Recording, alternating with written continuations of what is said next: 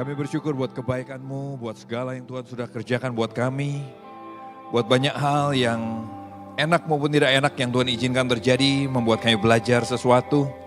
Berkati sebentar kami mau belajar firman-Mu, biar Tuhan bicara pada kami. Pakai hamba-Mu untuk menyampaikan isi hati-Mu. Dan biarlah karena kuasa Roh Kudus saja, firman-Mu saja yang masuk dalam hati kami. Bukan pikiran manusia, tapi biarlah firman-Mu saja Tuhan. Biarlah Tuhan yang bicara pada kami, buat kami bertemu dengan Tuhan dan mengalami Tuhan. Terima kasih Tuhan, di dalam nama Yesus kami berucap syukur. Sama-sama katakan, amin. Beri tepuk tangan dulu buat Tuhan kita. Oke, silakan duduk. Apa kabar semuanya? Ya, saya akan ajak istri saya dulu nanti ya. Jadi kita temanya kali ini tentang Gospel Encounter. Bagaimana kita bertemu dengan Gospel, bagaimana kita bertemu dengan Tuhan dalam hidup kita ya. Dan diubah, itu yang kita harapkan, diubah, mengalami kuasa dari Tuhan. Gimana caranya? Tadi di mobil tiba-tiba istri saya bicara sesuatu yang saya pikir bagus, jadi saya paksa dia untuk sharing ya. Kamu cerita aja deh. Oke, silakan. Ini Rini Ignatia Harahap ya.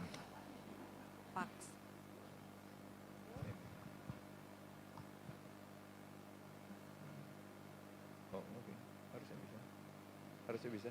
Ya. Oh, nggak bisa. Cek 1, 2. Iya. Oke. Ya, ini adalah hasil perjalanan ya.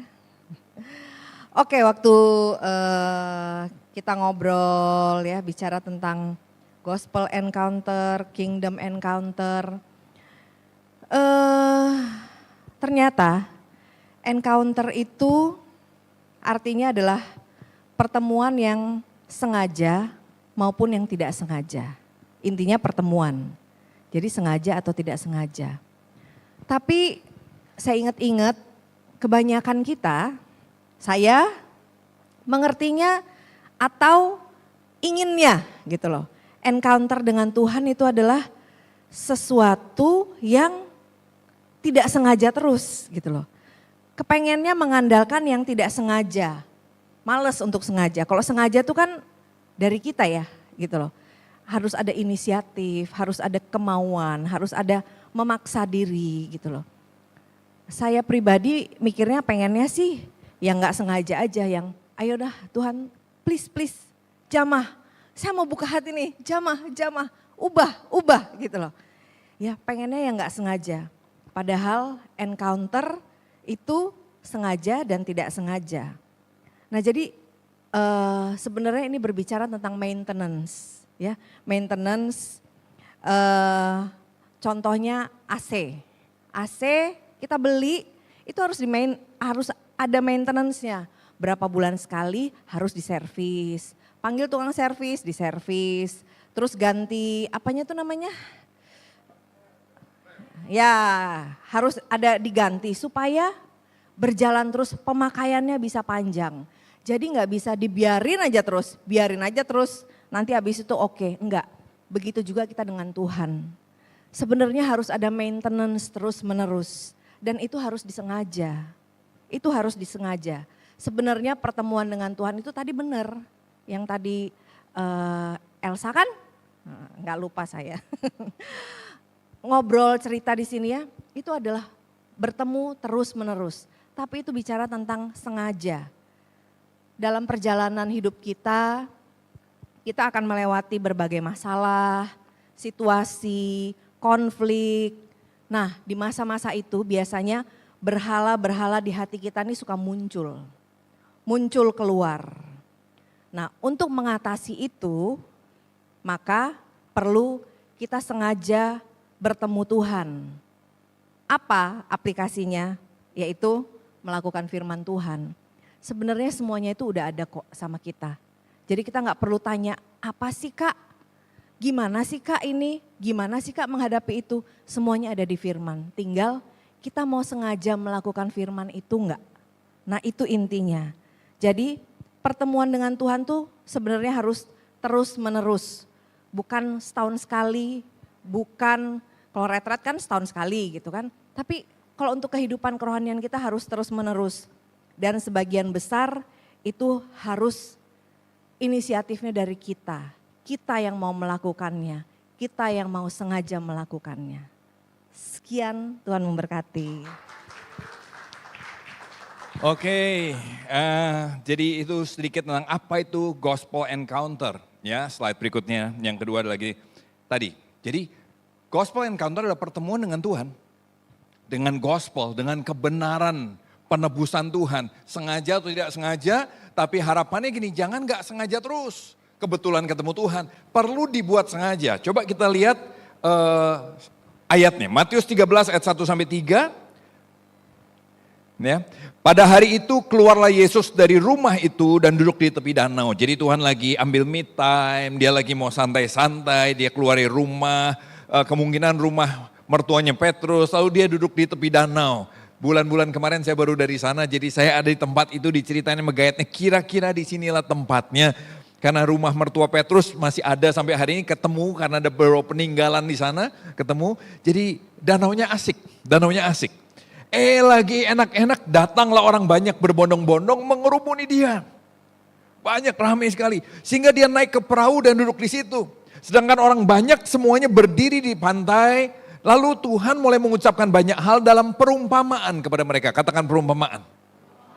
Nah, kita mesti tahu bahwa sebelum ayat ini Tuhan baru habis bikin mujizat luar biasa. Makanya banyak orang ikut dia. Dia baru kasih 5.000 orang makan, dia baru sembuhin orang sakit, dia baru semuanya. Sampai orang banyak ngikut dia, begitu lihat dia sendirian, begitu lihat dia muncul dari rumah, dikerubutin langsung. Tapi lihat, Tuhan terus ambil, dia naik perahu, dia mau ngomong tapi dalam perumpamaan. Nanti kalian akan lihat dia perumpamaan penabur, perumpamaan ini, perumpamaan macam-macam. Terus slide berikutnya, ayat 10. Jadi saya loncat, perumpamaannya saya nggak baca. Ya, ayat 10, maka datanglah murid-muridnya dan bertanya kepadanya, kenapa engkau berkata pada mereka dalam perumpamaan? Kenapa? Banyak yang gak ngerti. Kok khotbahnya gini? Kok gak ngerti kita ya? Kenapa dia ngomong begitu? Murid-muridnya datang. Orang banyak pergi, orang banyak waktu gak ngerti. Udah gua gak ngerti. Nah tadi, murid-muridnya sengaja datang sama Yesus. Waktu yang lain pergi, muridnya datang. Tanya, kenapa Tuhan ngomong dalam perumpamaan? Sengaja mencari, katakan sengaja mencari. Lagi sengaja mencari. Nah perhatiin jawab Yesus, ini menyedihkan sih, saya harap kita merenungkan ini. Jawab Yesus, kepadamu diberi karunia untuk mengetahui rahasia kerajaan surga. Tetapi kepada mereka tidak. Karena siapa yang punya kepadanya akan diberi sehingga dia akan makin berkelimpahan. Tapi siapa yang tidak punya apapun yang ada padanya akan diambil daripadanya. Alkitab bilang ini, kerajaan surga itu seperti misteri, seperti rahasia. Kenapa dibilang misteri? Kenapa ada sebagian orang yang kepada mereka tidak diberi misteri itu? Karena gini loh, misteri itu maksudnya apa? Karena kerajaan Allah itu beda banget sama yang banyak orang bayangin. Tuhan tahu kenapa mereka datang. Tuhan bilang, kamu kan cari roti kan? Kerajaan Allah bukan soal roti. Kamu cari jodoh kan? Kerajaan Allah enggak cuma soal jodoh. Nangkap ya? Nangkap maksud saya? Jadi Tuhan tahu kenapa banyak orang datang. Dan kenapa dia ngomong pakai perumpamaan. Dia mau nguji loh sebetulnya. Siapa yang mau cari abis ini? Siapa yang betul-betul mau tahu isi hati saya? Siapa yang mau betul-betul belajar apa yang Tuhan maksudkan? Dan ternyata yang datang murid-muridnya. Yang lain enggak datang. Karena yang lain memang cuma cari roti. Tuhan bilang kepada kamu tuh dikasih misteri itu. Kamu pengen tahu kan misteri kerajaan Allah. Mereka enggak pengen tahu. Mereka cuma pengen cari roti. Bagaimana dengan saudara dan saya kita di tempat ini? Karena kerajaan Allah memang datang dengan cara yang berbeda. Betul? Kerajaan Allah bicara soal bukan roti, tapi kebenaran, kuasa. Kebenaran dan kuasa bicara apa sih? Seperti tadi yang disaksiin kan gini loh. Kenapa kamu perlu mengalami itu? Kalau kita mengerti kerajaan Allah, memang kan kerajaan Allah bicara mengampuni. Tapi waktu kita mengalami, waduh sakit, kenapa? Bagus tadi ceritanya, itu menggambar dan kita alami, termasuk saya juga mengalami. Karena kadang-kadang kita berharap ikut Tuhan hidup enak. Ikut Tuhan semua yang kita mau dapat. Dan Tuhan bilang gini, gak gitu, makanya kamu gak ngerti-ngerti kan. Karena kamu berharap apa yang kamu mau. Kenapa kita nggak ngalamin kuasa encounter? Kenapa kita nggak ngalamin kuasa perubahan yang daripada Tuhan? Karena kamu nggak mau mengerti. Nggak maksudnya? Setuju nggak? Kita tahu bahwa Tuhan bicara soal mengampuni. Setuju? Tapi kenapa masih berat buat kita? Karena kita nggak mau mengampuni.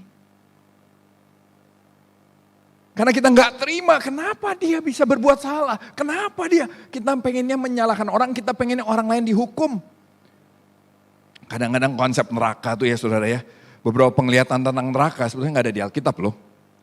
Dipotong-potong lidahnya, tumbuh lagi, potong lagi, tumbuh lagi. Tahu itu? Dipotong tangannya, tumbuh lagi, potong tangan, seumur hidup lagi. Dalam kekekalan lidah mau potong. Kalau yang matanya suka nonton yang enggak, colok matanya. Ada, tumbuh hidup ada lagi, colok lagi. Dalam kekekalan dicolok terus, itu enggak ada di Alkitab. Kalau ada pendeta lihat itu, saya pengen tanya, dia lihat dari agama yang mana? Itu enggak ada di Alkitab. Kenapa paham neraka bisa kayak gitu? Karena kita pengen hukum orang yang bersalah sama kita kayak gitu kan. Betul gak sih? Kamu yang pengen teman kamu masuk neraka kan? Betul gak sih? Suatu kali tante, saya panggil tante, berarti kalau kalian panggil emak kali ya, nenek. Waktu saya ngajar soal mengampuni, tante ini nangis sampai gemeter loh, saya ingat sekali. Sampai hari ini dia masih jemaat, dia tiap kali ke gereja sudah tua sekali. Tiap kali ke gereja foto-foto, ayo Pak Andi, manggil saya Andi, foto, tamat tante, foto. Nanti di senengnya foto, makin tua makin seneng foto ya kayak ini ya. Terus udah gitu, waktu itu dia nangis sampai gemeter, dia bilang nih, Andi, apa tante harus ampuni orang itu? Dia lariin uang tante semuanya sampai tante susah hidupnya. Semua habis sama dia. Terus tante harus ampuni. Saya sampai pegang tangannya, saya ingat sekali itu saya bilang, sorry tante, saya tahu susah sekali, saya tahu berat. Tapi kok itu pertanyaannya, jawabannya jelas. Setuju? Apa jawabannya? Kita harus belajar mengampuni. Udah nangis ya, terus dia bilang, oke, tante mau ampuni. Tapi Tuhan pasti hukum dia kan? Nah, Tuhan akan hukum dia kan Andi? Saya bilang, bisa ya, bisa enggak tante. Sama seperti Tuhan ampuni dosa kita, bisa jadi Tuhan juga ampuni dosa dia. Kabar baiknya adalah jangan-jangan suatu hari tante sama dia ada di surga bersama-sama dalam kekekalan. Udah nangis buat dia berat. Selesai kelas saya nggak tahu, masih struggle, nggak langsung bisa mengampuni. Tapi lihat itu, kenapa banyak orang nggak mau berjumpa sama Tuhan? Bukan kamu nggak berjumpa loh, Tuhan sudah di depan kamu. Kamu yang nggak mau mengerti. Halo? Kenapa kuasa encounter nggak kita alami? Karena kita yang nggak mau. Yang kita mau cuma roti. Amin. Nggak usah amin. Setuju dengan firman itu? Ya kan? Ayat berikutnya. Slide berikutnya. Itulah sebabnya aku berkata-kata dalam perumpamaan kepada mereka. Itu makanya aku ngomong pakai perumpamaan. Kenapa? Karena sekalipun melihat, mereka tidak melihat. Sekalipun mendengar, mereka tidak mendengar. Dan tidak mengerti, nggak mau. Maka genaplah nubuat Yesaya yang berbunyi, kamu akan mendengar dan mendengar, namun tidak mengerti, nggak ngerti-ngerti. Kamu akan melihat dan melihat, tapi nggak akan merespon. Halo, udah sering dengar, tapi nggak ngerti juga kenapa? Karena nggak mau. Mau mengalami Tuhan, mau encounter sama Tuhan? Bilang ini, kalau doa Bapa kami kan gini, datanglah kerajaanmu, jadilah kehendakmu. Apa maksudnya datang kerajaanmu? Ya jadilah kehendakmu itu. Itu yang penjelasannya.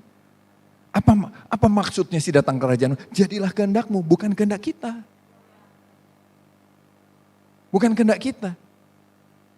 Nah banyak kita nggak mau kerajaan Allah datang. Yang mau apa? Kerajaanku datang. Dan Tuhan tolong bantu supaya kerajaanku datang. Karirku naik, tabunganku makin besar, mimpiku terjadi, cita-citaku terjadi. Ya kan? Semua yang aku pengen jadi suamiku, aku dapat. Semua yang aku pengen jadi istriku, aku dapat.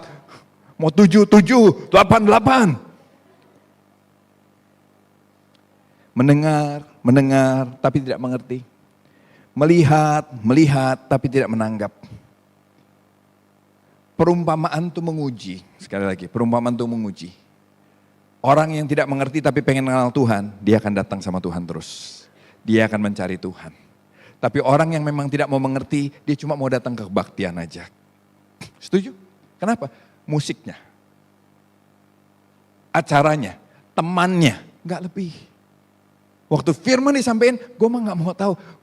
Gimana tadi? Gak ngerti gue, gak ngerti. Ngomongnya terlalu di awan-awan. Jangan-jangan bukan di awan-awan. Nggak maksud saya? Gak ngerti gue, gak ngerti. Terus kenapa ke gereja? Ya mau kemana lagi? Kenapa gak ke gereja lain yang kamu ngerti? Teman gue ada di sini. Gue lebih suka, di sini gue lebih dimanusiakan. Di sini gue lebih, nah ada banyak hal lain yang kita kejar tapi bukan Tuhan. Perumpamaan membuat menguji hati kita. Kamu mau cari tentang Tuhan gak? Firman yang disampaikan menguji hati kita. Kamu mau cari Tuhan gak? Pulang dari sini kamu renungkan gak? Kamu cari lagi gak? Kamu bahas lagi gak? Amin. Karena juga kenapa perumpamaan itu menguji kita? Karena perumpamaan ada perintah. Hal kerajaan Allah tuh yang gak menyenangkan apa? Kita diperintah di sana. Kan pemerintahan Allah. Ya kan? Mengampuni perintah yang tidak menyenangkan. Memberi perintah yang tidak menyenangkan. Apalagi melayani. Waduh, saya maunya dilayani. Makanya banyak orang ke gereja sedikit yang melayani. Selalu. Kenapa? Ya karena banyak orang cuma gak mencari Tuhannya, cari rotinya. Katanya kalau ke gereja gue diberkati. Ayat berikutnya, slide berikutnya. Sebab bangsa ini, sebab hati bangsa ini telah menebal, telinganya berat mendengar, matanya melekat tertutup. Saya harap kita gak seperti itu. Supaya jangan mereka melihat dengan matanya, mendengar dengan telinganya, mengerti dengan hatinya lalu berbalik sehingga aku menyembuhkan mereka. Tapi berbahagialah matamu karena melihat dan telingamu karena mendengar. Berbahagia kalau saudara masih bisa mendengar. Amin, berbahagia. Tapi saya mau beritahu kerajaan Allah itu bukan seperti yang kita harapkan. Apa yang kamu bayangkan tentang gereja? Semua sempurna, semua mengasihi saudara kamu, semua memperhatikan kamu, melayani kamu gitu, kamu di situ dilayani, kamu di situ dihargai, kamu di situ dihormati. Sorry lah ya, bapak-bapak banget ya. Enggak, gereja tempat yang tidak sempurna kan? Gereja di mana temanmu melakukan kesalahan, gereja tempat di mana ada orang yang melakukan yang tidak kamu mau. Gereja enggak seperti yang kamu pengen kan? Menebalkah hatimu? Tertutupkah matamu? Gereja kamu pengen, ada yang kecewa dari satu gereja karena asyirnya kurang hangat salamannya. Serius, ada yang pengen, waduh gila hangat banget ya, luar biasa. Rambut gua sampai jambul gua kemana-mana nih gitu kan. Hangat sekali dia. Ada yang kesal, kecewa karena tempat duduk yang biasa didudukin orang. Suruh mesti tahu kadang-kadang tempat duduk gereja itu dekoknya aja udah persis sama cetakan bokong kita. Saking gak pernah pindah-pindah, kalau duduk di situ lagi, di situ lagi, di situ lagi. Dan waktu ini, lu gak tahu, lu siapa orang baru ini duduk di tempat gua biasa duduk? Ada yang begitu. Gereja tempat orang yang datang dengan segala egonya. Tapi di situ selalu ada murid Kristus. Mungkin gak banyak, tapi sedikit. Apakah kamu orangnya? Apakah kamu orangnya? Amin.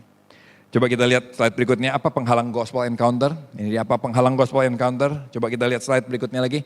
Tabel ini saya sudah sering tayangin, mudah-mudahan masuk di hati saudara. Kuasa berhala yang tadi Kak Nining bilang ada berhala. Berhala itu apa sih? Kuasa, penerimaan, kenyamanan, kontrol. 4 inilah yang biasanya kita cari nanti membentuk berhala-berhala dalam hidup kita. Kuasa, orang yang mencari power, orang yang suka power, biasanya ambisius. Ambis. Ya kan? Ambisius. Dia pengen semua yang dia pengen diterima perkataannya, dia pengen diikuti perkataannya. Dan di gereja yang dia cari itu, kalau nggak diikuti kecewa. Halo? Nah, orang yang kalau kita begitu terus, hatimu akan menebal. Kamu pilih yang mana? Mau mengalami encounter lagi dan lagi sama Tuhan atau mau membiarkan hatimu menebal? Kamu sudah tahu itu berhala, kenapa kamu terus kasih makan? Amin. Nangkap maksud saya? Saya enggak tahu itu berhala, saya Allah. Pret. Saya enggak tahu Kak, saya enggak tahu. Tahu. Orang tuh enggak jatuh, orang enggak ada yang orang tuh jarang jatuh cuma kesandung debu kecil. Ya kan? Orang itu kalau sampai jatuh dia tahu sebetulnya.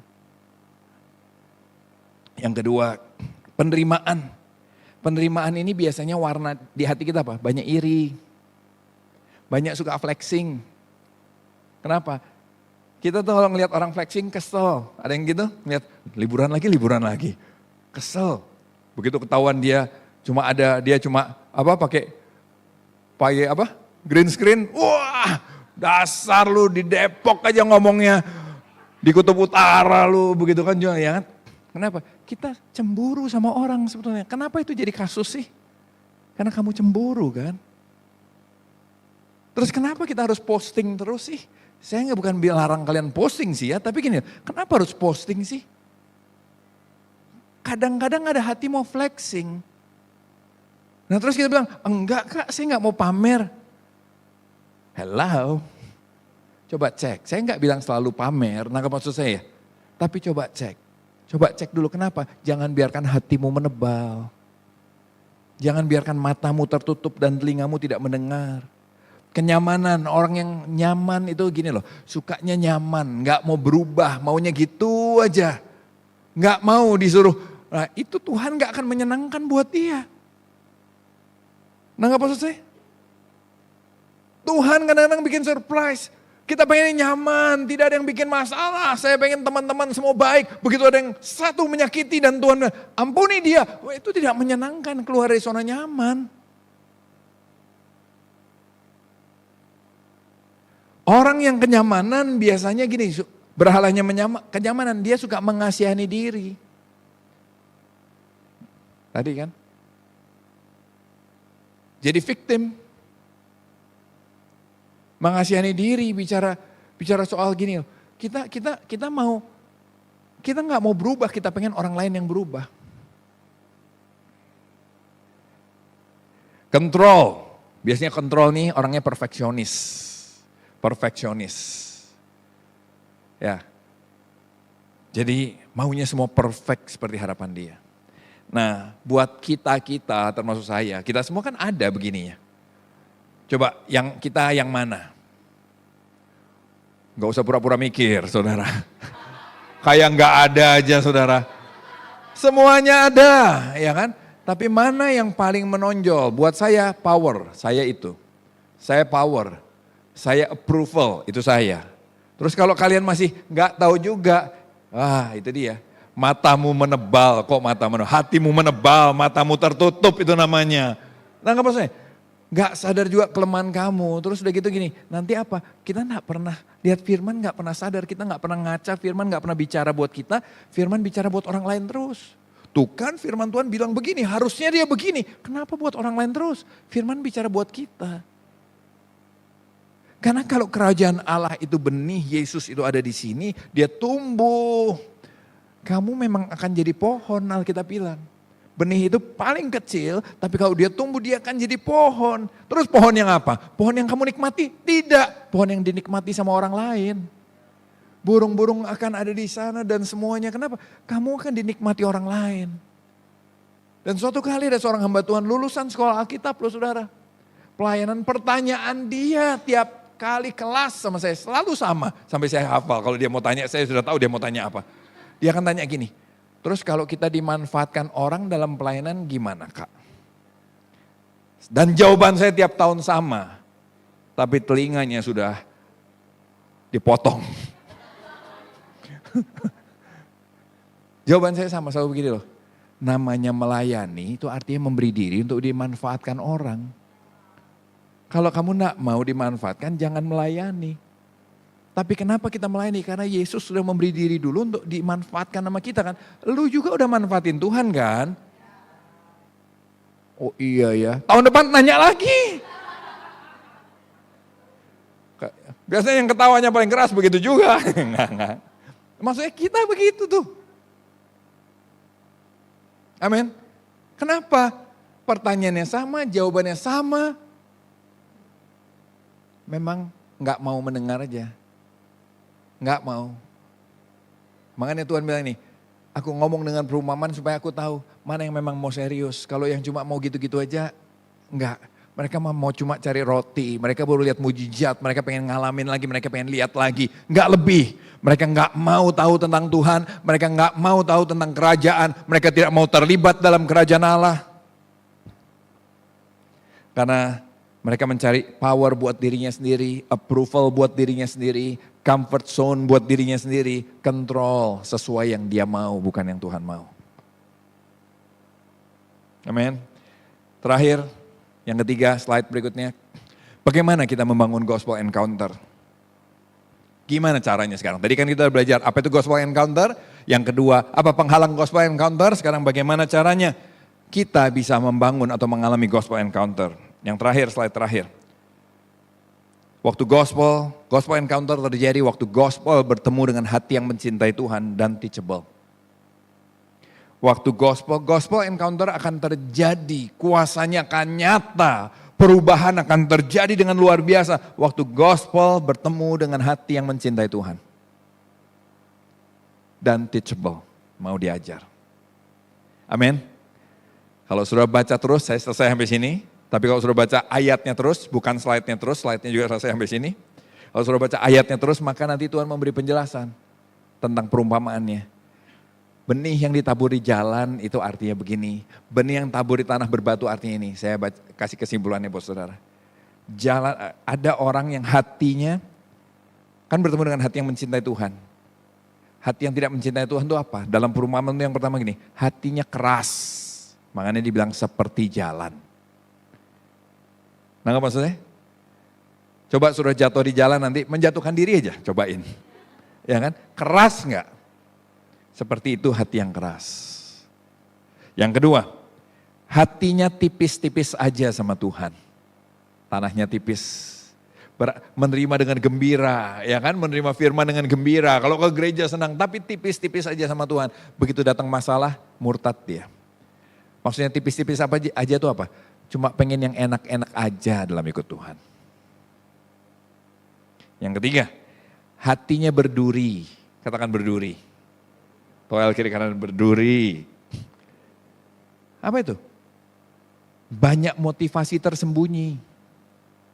Makanya waktu motivasi tersembunyi. Terus apa? Dia mati benihnya kenapa? Karena ingin kaya kan Alkitab bilang. Karena kamu ingin kaya ternyata kamu tuh ikut Tuhan kayak yang padahal mah cuma tujuannya pengen kaya. Dan kekhawatiran dunia menguasai sampai membunuh benih firman Tuhan. Kenapa banyak khawatir? Banyak motivasi lain. Banyak yang kita pengen lain, kita tadi kan pengen populer, pengen ini, pengen semua. Kayaknya saya mau melayani Tuhan tulus. Kalau melayani Tuhan tulus mah gak banyak protes. Amin. Kenapa banyak protes? Karena hatinya berduri. Yang terakhir, hati yang terbuka. Tanah yang subur itu hati terbuka, teachable. Hati yang mencintai Tuhan. Gak ngerti kejar Tuhan. Amin. Kayak murid-murid tadi, semua pada gak ngerti, semua pulang. Wah hari ini berat ya firmannya, gak ngerti, pulang. Murid-murid tanya, kenapa sih Tuhan tadi ngomongnya begitu? Maksudnya apa sih? Karena pengen mengerti lebih jauh. Teachable. Saya harap kalau saudara coba hati saudara sekarang yang mana dari 4 itu. Karena kalau hatimu keras, Tuhan ada di depan kamu. Tapi kamu tidak akan mengalami gospel encounter. Kalau hatimu tipis-tipis aja sama Tuhan, kamu ngalamin ya tipis-tipis aja sama Tuhan. Dikit-dikit kecewa, dikit-dikit mundur. Setuju? Yang ketiga, hatinya berduri. Ada banyak udang di balik batu dalam hati kita.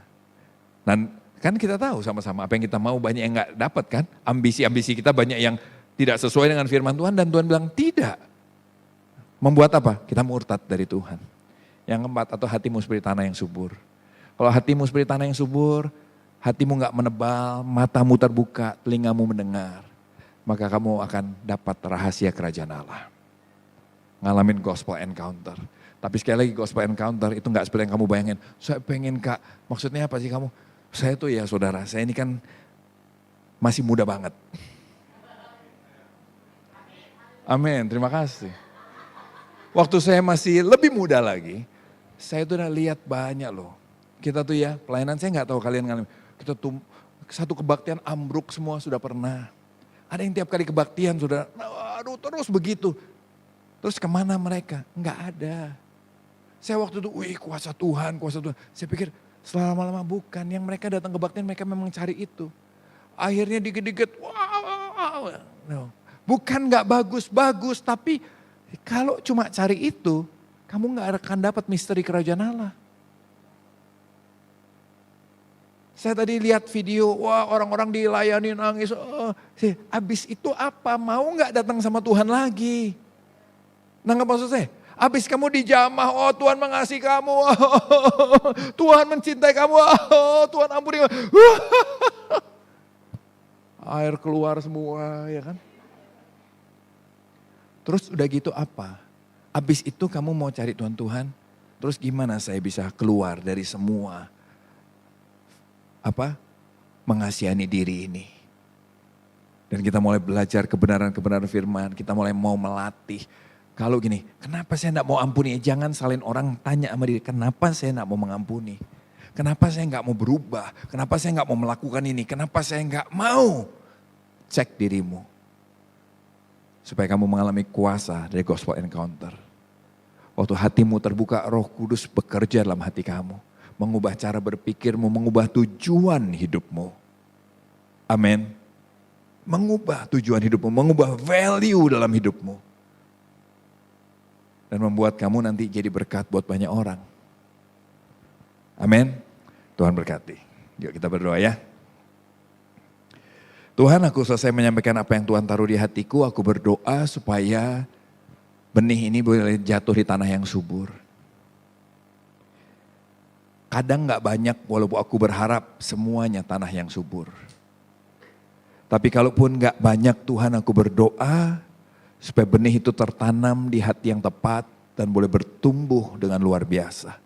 Sehingga suatu kali ada orang-orang yang hidupnya memuliakan Tuhan. Yang tidak hidup hanya untuk mimpinya sendiri. Yang gak hanya hidup untuk cita-citanya sendiri. Keinginannya sendiri. Tapi mau hidup untuk keinginan Tuhan, rencana Tuhan, kerajaan Tuhan.